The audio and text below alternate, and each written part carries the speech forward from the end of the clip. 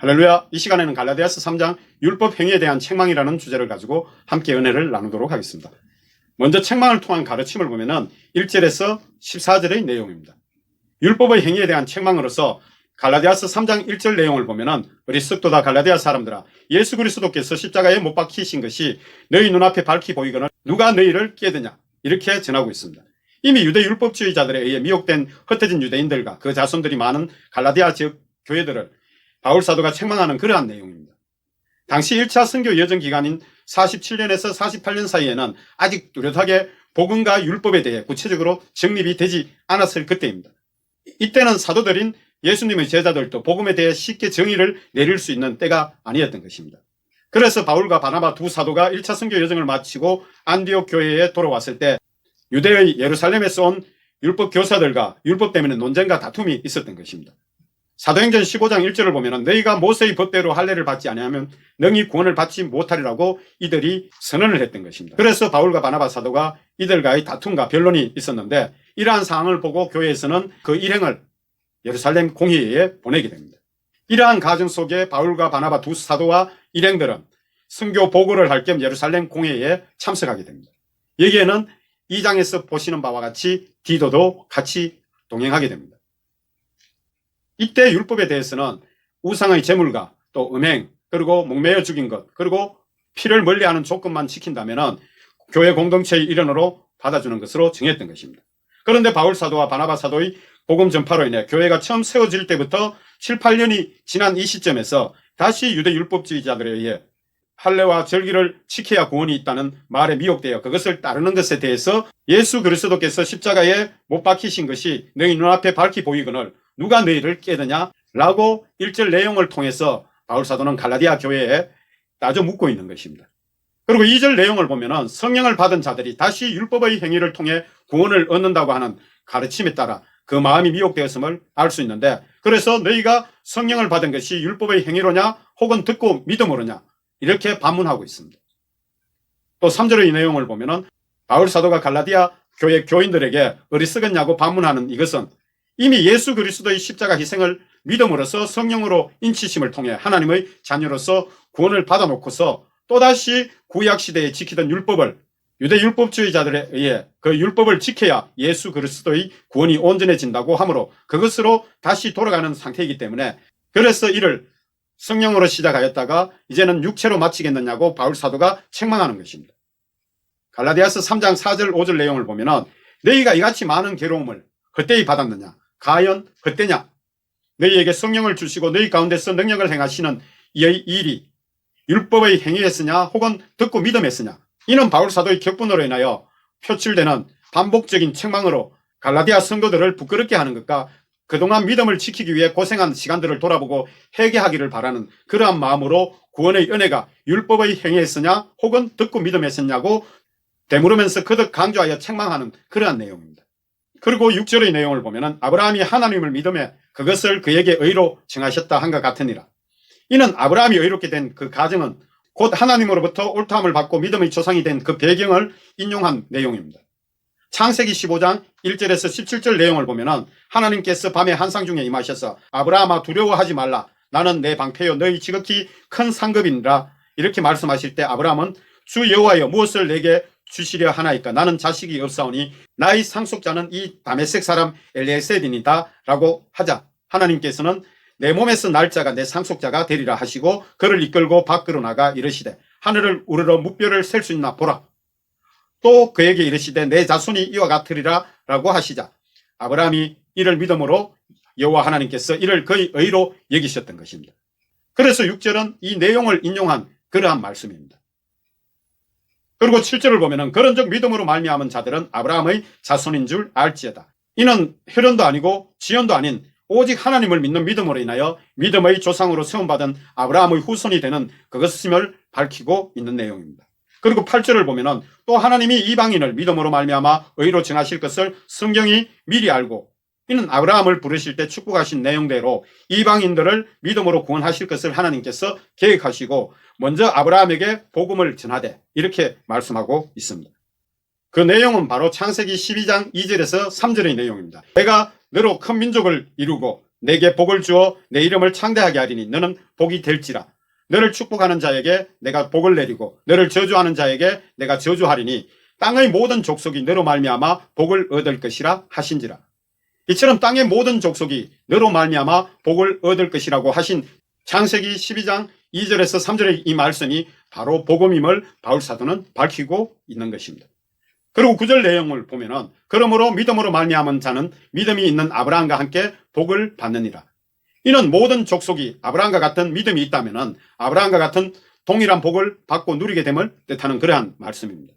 또 10절의 내용을 보면은 율법 행위에 속한 자들은 저주 아래 있나니 이는 율법의 행위로는 도저히 의롭게 될 수 없는 이유를 말씀하시는 것으로서 그 이유는 기록된 바 누구든지 율법책에 기록된 대로 모든 일을 항상 행하지 아니하는 자는 저주 아래 있는 자라 하였습니다. 즉 이는 항상 율법책에 기록된 그대로 다 지키지 않는다면 저주 아래 있게 된다는 그 사실을 전하고 있는데 사실 어느 누구도 이를 다 지킬 수 없다는 사실을 전하는 그러한 내용입니다. 그래서 율법의 행위로는 의로워질 수 없으므로 저주 아래 놓인 자 곧 죄인이라는 것입니다. 이는 율법의 행위로는 절대로 의롭게 될 수 없다는 구체적인 내용으로서 그 이유는 신명기 27장 26절에 잘 나타나 있습니다. 이 율법의 말씀을 실행하지 않는 자는 저주를 받을 것이라 할 것이요 모든 백성은 아멘 할지니라. 이와 같이 율법을 다 지키지 않을 때는 저주를 받을 것이라고 한 약속에 대해 구약에서 이미 아멘으로 응답을 하나님 앞에 하였기에 이 율법을 다 지킬 수 없는 우리의 존재는 저주 아래 있는 것이었습니다. 이 율법을 다 지킬 수 없는 그 이유는 우리의 육체는 아담이 지은 죄로 인하여 천사와 동등한 영적인 신령한 몸을 벗어버리고 티끌로 만든 이 육체만 남았는데 이 육체는 죄로 인하여 남은 형상이기에 항상 죄의 성질이 우리 속에 존재하기 때문에 그렇습니다.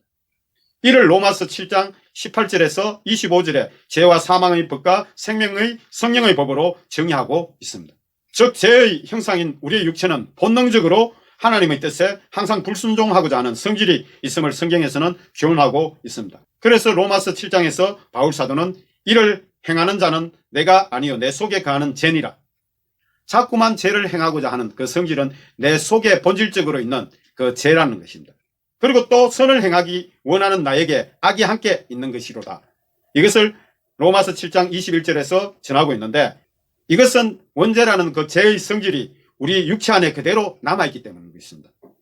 그래서 로마서 7장 22절에서 25절의 내용을 보면 내 속사람으로는 하나님의 법을 즐거워하되 내 지체 속에서 다른 한 법이 내 마음의 법과 싸워 내 지체 속에 있는 죄의 법으로 나를 사로잡는 것을 보는도다.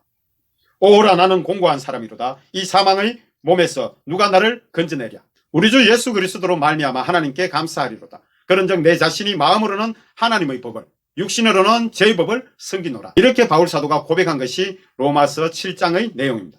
그래서 솔로몬은 전도서에서 전하기를 전도서 7장 20절의 내용을 보면 선을 행하고 전혀 죄를 범하지 아니하는 의인은 세상에 없기 때문이로다. 이렇게 전하고 있습니다. 이처럼 우리의 육신의 형상은 아담의 범죄로 인하여 존재하는 육신이기 때문에 아직 완전한 영적 존재가 되질 않았기 때문에 그러한데 이는 부활 후에 완전한 영적 존재로 천사와 동등될 때는 이러한 모든 것이 끝나게 되는 것입니다. 그리고 11절의 내용을 보면 이러함으로 이를 율법으로 의롭게 되지 못한 것에 대한 분명한 결론을 11절에서 내리게 됩니다. 또 하나님 앞에서 아무도 율법으로 말미암아 의롭게 되지 못할 것이 분명하니 이는 의인은 믿음으로 살리라 하였습니다. 이것은 하박국 선지자의 고백을 바울사도가 그대로 인용하여 전하고 있는 그러한 내용입니다. 또 12절의 내용을 보면 이러한 율법은 믿음에서 난 것이 아니니 율법을 행하는 자는 그 가운데서 살리라 하였느니라. 곧 율법을 따라 사는 자가 죄의 저주 안에서 그대로 살게 되는 것은 율법은 죄에서 우리를 절대로 구원할 수 있는 것이 아니기 때문이며 또 오히려 죄의 저주 아래 놓이게 하게 하는데 이는 죄의 삭선 사망이라는 것으로 우리를 지속적으로 압박하여 하나님의 말씀을 완전히 지킬 수 없는 우리에게 자꾸만 정죄하기 때문인 것입니다. 즉 세상의 법이 유죄와 무죄의 경계선을 그 경계선을 어떠한 행위가 하나라도 넘어가면은 그것으로 인하여 죄인이 되는 것처럼 이와 같이 율법도 하나님 말씀하신 것 중 어느 하나라도 어기게 되면 죄라는 것을 알게 하여 죄인으로 정죄한다는 것입니다. 그래서 레위기 18장 5절의 내용을 보면 너희는 내 규례와 법도를 지키라. 사람이 이를 행하면 그로 말미암아 살리라. 나는 여호와니라. 이는 하나님 말씀하신 규례와 법도를 완벽하게 지킬 때 그것으로 인하여 살게 될 것을 말씀하셨는데 어느 누구도 구약의 율법을 완전히 지킬 자가 아무도 없는 것입니다. 그래서 13절의 내용을 보면은 그리스도께서 우리를 위하여 저주를 받은 바 되사 율법의 저주에서 우리를 속량하셨으니, 이 의미는 예수님께서 십자가에 못 박히심은 우리의 죄를 대신하셨기 때문인데, 이렇게 십자가에 죽으심은 태초 아담과 하와가 불순종의 죄로 인하여 받은 저주인 영원한 사망과 창세기 3장 16절에서 19절의 저주에서 마지막 날 영원히 구원하시기 위한 것이라는 것을 밝히고 있는 것입니다. 그래서 이러한 인류의 저주를 예수 그리스도께서 대신하실 것을 하나님께서 창세기 3장에서 정하셨기에 성경이 미리 알고 십자가에 달리신 그를 기록된 바 나무에 달린 자마다 저주 아래 있는 자라 하였습니다. 함과 같이 이는 당시 구약의 율법에 의해 죽어야 할 죄인들에게 내리는 형벌이었던 것입니다. 그래서 신명기 21장 22절 23절의 내용을 보면은 사람이 만일 죽을 죄를 범함으로 내가 그를 죽여 나무 위에 달거든 그 시체를 나무 위에 밤새도록 두지 말고 그날에 장사하여 내 하나님 여호와께서 내게 기업으로 주시는 땅을 더럽히지 말라. 나무에 달린 자는 하나님께 저주를 받았음입니다.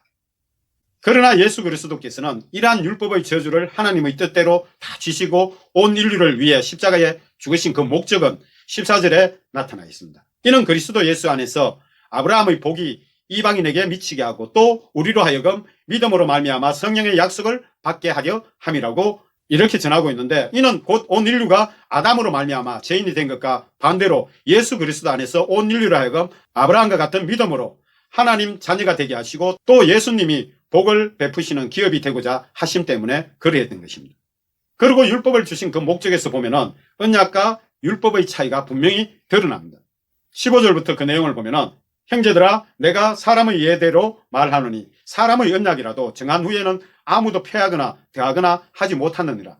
이는 14절에 대한 말씀으로 사람의 언약이라도 한번 정하면 함부로 그 약속을 폐하거나 더하지 못하는데, 하나님께서 약속하신 그리스도 예수 안에서 아브라함의 복이 이방인에게 미치게 하고 또 우리로 하여금 믿음으로 말미암아 성령의 약속을 받게 하려 함이라는 이 약속은 더욱 그러함을 바울 사도는 지금 밝히고 있습니다.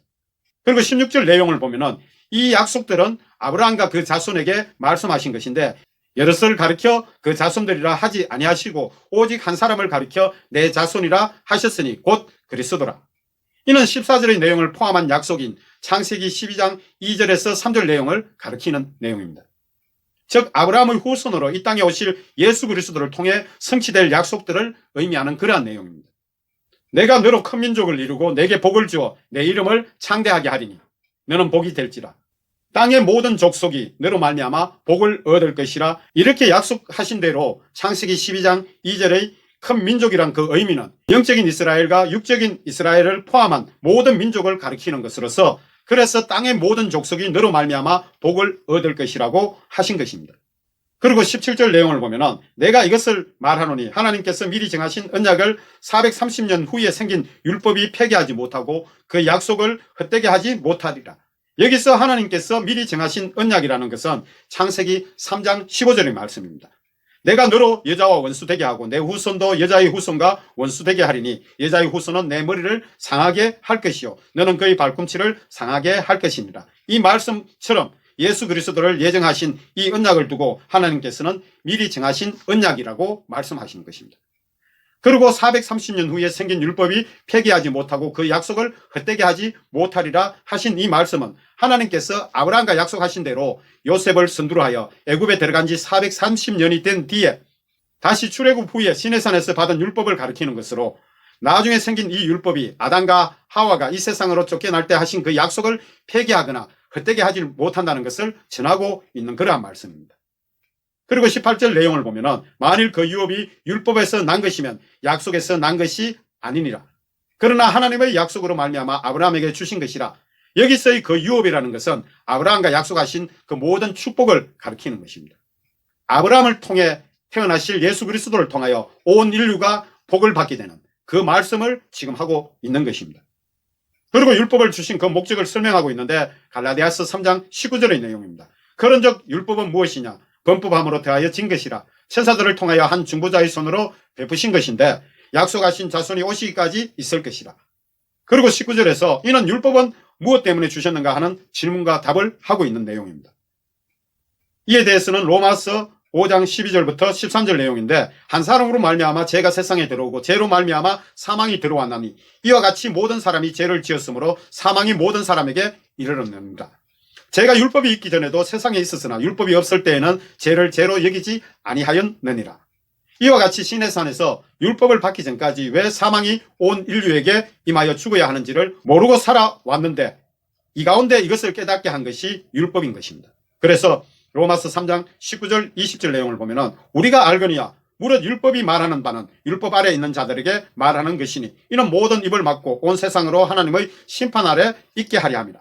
그러므로 율법의 행위로는 그의 앞에 의롭다 하심을 얻을 육체가 없나니 율법으로는 죄를 깨달음이니라. 이렇게 전하고 있고 또 로마서 7장 7절 8절 내용을 보면은 그런즉 우리가 무슨 말을 하리요? 율법이 죄냐? 그럴 수 없느니라.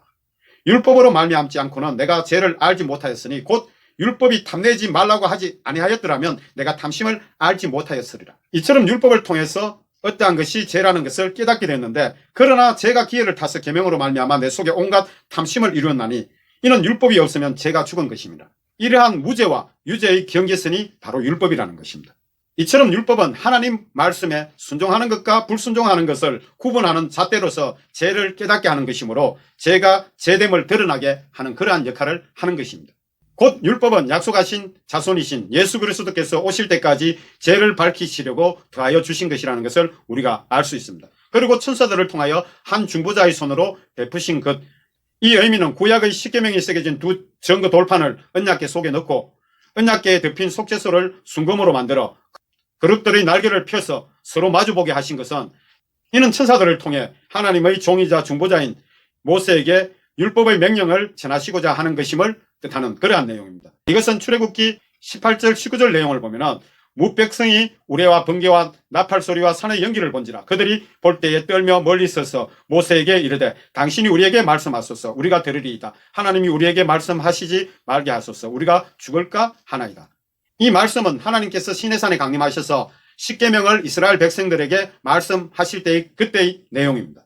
그래서 이스라엘 백성들이 하나님이 친히 말씀하시는 그 음성으로 십계명을 들을 때 꼭 죽을 것만 같아서 모세에게 당신이 하나님과 우리 사이를 중보해 줄 것을 요청하자. 그래서 하나님도 이를 옳다 여기시고 그렇게 하기를 허락하십니다. 20절의 내용을 보면은 그 중보자는 한 편만 위한 자가 아니나 이는 모세를 가리키는 것으로서 모세는 이스라엘 백성과 하나님 사이를 오가며 중개자 역할을 했던 것입니다. 그러나 여기서 하나님은 한 분이신다. 이렇게 전하는 것은 구약의 율법을 모세를 통해 주셔서 이스라엘 백성과 언약하신 하나님과 예수 그리스도를 보내셔서 율법을 완전하게 하시고 믿음으로 영생의 약속을 주시는 하나님이시나 오직 한 분 하나님이시기에 그 뜻은 동일한 것이라는 것을 바울 사도가 지금 밝히고 있는 내용입니다. 그리고 21절 내용을 보면은 그러면 율법이 하나님의 약속들과 반대되는 것이냐? 결코 그럴 수 없느니라. 만일 능히 살게 하는 율법을 주셨더라면 의가 반드시 율법으로 말미암았으리라. 이렇게 전하는 이 내용은 율법에 대한 그 의미는 결코 율법과 약속은 서로 반대되는 것이 아니라는 것입니다. 율법은 믿음의 약속으로 인도하기 위한 하나의 과정이지만은 그렇다고 율법이 영혼을 살리는 것과 의롭게 하는 역할은 결코 할 수 없음을 전하고 있는 그 내용입니다. 22절은 결국 구약 성경의 율법은 모든 것을 제 아래 가두었으니 이는 먼저 율법으로 죄를 깨닫게 한 후 예수 그리스도를 믿음으로 말미암는 약속을 믿는 자들에게 주려 함이라. 즉 새로운 믿음의 약속을 통해 예수 그리스도의 복음을 믿는 자들에게 은혜를 베푸시기 위한 것이라고 전하고 있습니다. 즉 하나님의 크신 사랑과 예수 그리스도의 십자가 희생의 은혜를 믿는 자들에게 믿음으로 말미암는 약속을 주시기 위한 것인데 그 약속은 부활을 통한 영원한 생명으로의 회복인 것입니다. 또 23절 내용을 보면은 그러므로 믿음이 오기 전에 우리는 율법 아래 매인바되고 계시될 믿음의 때까지 갇혔느니라. 이는 그 약속의 정체가 드러날 때까지인데 이것은 태초에 아담과 하와에게 저주를 내리실 때 약속하신 창세기 13장 15절의 그 내용입니다. 그래서 예수 그리스도께서 오실 때까지 구약의 시내산 율법을 지켜야 하는 삶으로 이는 유대인들에게 해당되는 말씀이지만은 그러나 이방인들은 세상의 법과 양심의 법에 따라 살아온 것입니다. 그리고 24절 25절 내용을 보면은 이같이 율법이 우리를 그리스도께로 인도하는 초등교사가 되어 우리로 하여금 믿음으로 말미암아 의롭다함을 얻게 하려 함이라. 그리고 믿음이 온 후로는 우리가 초등교사 아래 있지 아니하도다.